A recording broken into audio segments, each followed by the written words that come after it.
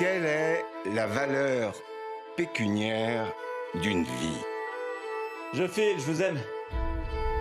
Du point de vue juridique, c'est une question à laquelle il y a une réponse. Et cette réponse est un chiffre.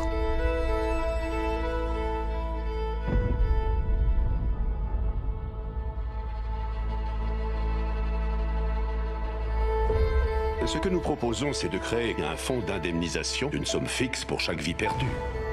Vous voulez empêcher les victimes d'engager des poursuites. Nous voulons nommer un expert judiciaire pour négocier les accords sur les sommes attribuées. C'est quelque chose que je fais bien. Une contribution dans cette tourmente. Pourquoi on touche pas tous la même indemnité? Ma fille valait au moins autant que n'importe quel col blanc dans un grand bureau.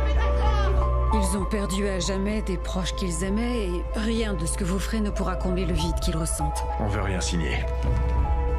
On peut pas appliquer des règles différentes selon les clients. Vous n'avez pas entendu leur drame.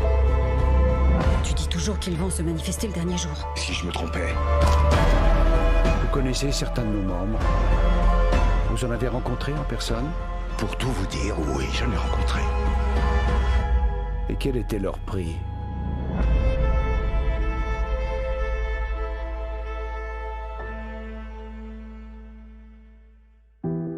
Comme vous le savez, je m'appelle Kenneth Feinberg et je suis l'expert judiciaire qui a été nommé pour gérer le fonds d'indemnisation des victimes du 11 septembre. On vous a remis un exemplaire de ce formulaire pour l'estimation de... Pourquoi on touche pas tous la même indemnité?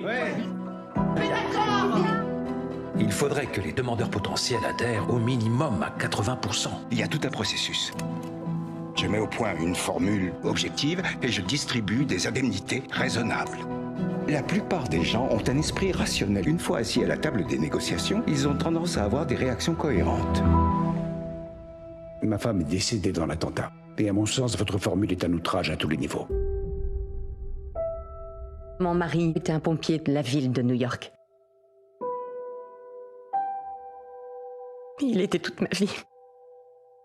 J'ai parlé à une veuve aujourd'hui. 3 enfants. Je savais pas quoi lui dire.